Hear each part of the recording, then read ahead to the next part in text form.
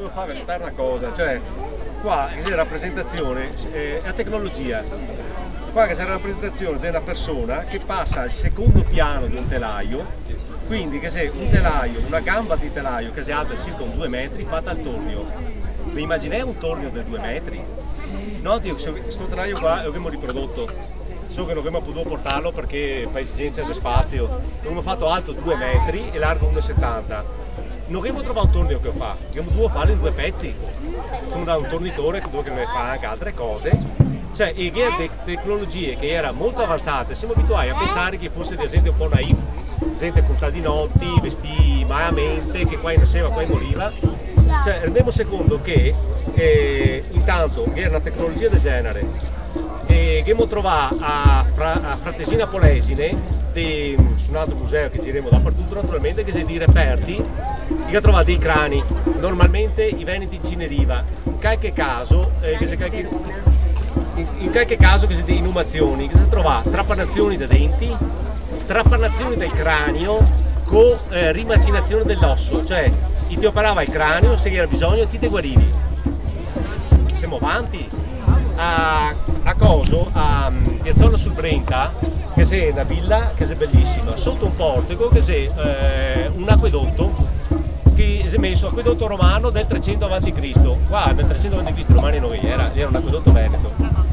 Cioè, quindi si sente che aveva acquedotti, una tecnologia medica avanzatissima, una tecnologia quotidiana avanzatissima, e Altino che era strade larghe 8 metri più i marciapiede.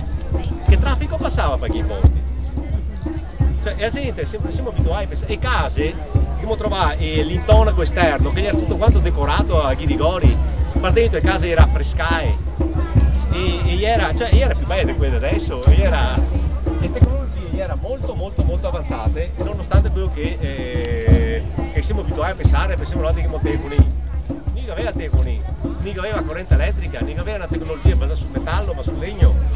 Già se vedi l'uomo di Similao, la famosa mummia alpina, che ha trovato addosso 17, se non sbaglio, tipi di essenze di legno diverso, e io sapeva che ogni legno che non proveniva dal suo territorio, io girava e che aveva bisogno di certe linee per fare certe cose, e che aveva una conoscenza che si viene qua e si mette a ridere, cioè era molto avanzati.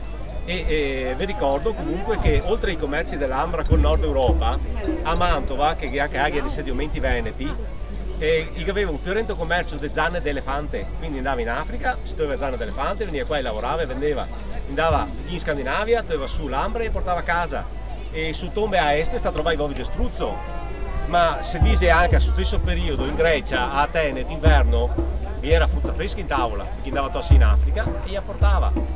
Addirittura che era un tempio di Atene che aveva le porte che si versiva a vapore, cioè che non gli interessava perché aveva un altro rapporto col mondo.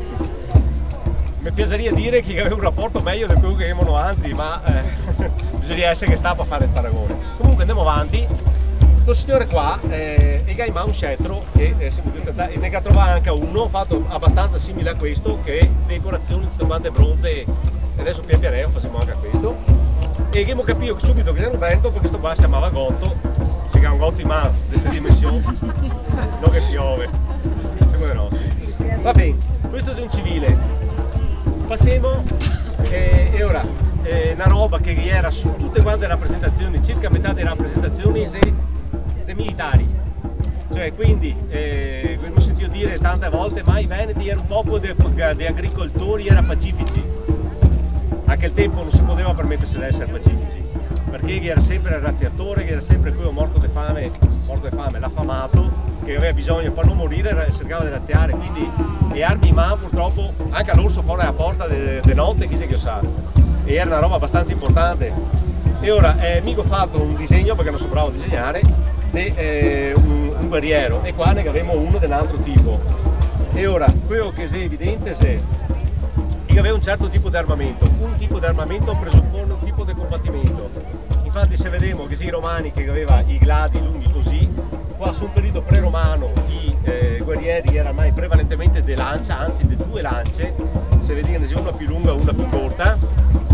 Elmo, sto elmo qua è la riproduzione dell'elmo di Sovizzo, siamo dai l'è esposto al, no, Santa Corona a Vicenza, siamo andati, ci abbiamo fatto tirare fuori, ci abbiamo misurato, ci abbiamo fatto ricostruire da un artigiano e era proprio queste misure qua. Addirittura no altri, parlando di tecnologia, abbiamo dovuto fare, era doppia lamina, abbiamo dovuto fare due lamine, due stampi al tornio da sto persona che è uno che fa calieri delle rame. E invece ora era tutto un pezzo, cioè non dobbiamo ancora capire come chi faceva fare una doppia lamina tutta una, era artigiani favolosi. Dopo vediamo qua un guerriero che ha uno scudo grande perché io uso un fante da prima linea, quindi quello che vedi qua è un'oplita, è un periodo quasi un periodo più antico, è un'oplita tipo con i greci, non so se avete visto 300 nel film, scudo rotondo, di qua ciappava la lancia, avanti, e si scontrava e dopo era chi vinse, chi aveva sto spinta, sto botismos, insomma chi era qui che vinceva, quello che perdeva. I Veneti che aveva fatto un passo avanti, chi aveva i corpi specializzati, quindi prima fila fanti pesanti, scudo grande, elmo, telefoni A e tinti e botta, di solito erano individui grandi e grossi. Invece una persona come io, che è leggera e che aveva uno scudo più piccolo, magari tipo quello, scusami, chiedo scusa che uno scudo tipo questo, più agile, era impulsori, quindi a un dato momento la situazione non si sblocca o perché il generale decide cosa fare, fuori i cursori, correva sui fianchi, ciappava i cattivi ai fianchi e li tormentava così. Una roba che abbiamo dedotto, aspetta, possiamo passare avanti. La roba che abbiamo visto è che spade erano pochissime, che se due lance, una lunga e una corta. Quella lunga come questa era derivi, te scagli, te fai il combattimento così. Una più corta, di questa altezza qua, era da corpo a corpo, perché per certi versi la metallurgia era molto avanzata, per certi versi invece era più indrio. Quindi si usava armi in bronzo e una spada in bronzo può essere una buona spada, però la puoi saltare via, quindi la punta della lancia invece magari è più efficace, quindi ti do questa lancia fa fare le tue tecniche di scherma che abbiamo sviluppato anche queste un buon RD, vedremo un'altra volta. In questo particolare guerriero che ha una spongia pectoris e un chitone che serviva e un schiniere che serviva come riparazione. Ovvio che non siamo ancora a livello di un armamento romano, perché l'armamento romano diciamo come arma bianca se fare più perfezionare che sia, a parte un'armatura completa medievale o rinascimentale, dove che però seria un scontro a pari, un legionario romano contro uno in armatura, cioè 7 kg di scudo sta sostituiti da 30 kg di armatura. Sarebbe da vedere, sarebbe interessante. Va bene, andiamo avanti. Gli elmi e crestai, e questo disegno particolare è che aveva dei disegni sulle gambe. Adesso non rispecchia la muscolatura, cioè ieri era così abili che pare strano che vogliono disegnare il muscolo del polpaccio e che abbia fatto una roba così. Ipotizziamo al momento che possa essere dei pitture di guerra, ma siamo ancora molto cauti su questo. Passiamo avanti. I pugili. Come tutti i vasi, i vasi greci, che era il combattimento dei pugili, li combatteva nudi e te vedi tante scene di lotta sui vasi greci, chi fa lotta greco-romana, lotta greca, e qualche tipo è pugilato, qualche combattimento. No, sui vasi praticamente, sui situle venetiche, che molto spesso i pugili che è rimasta robe qua, che purtroppo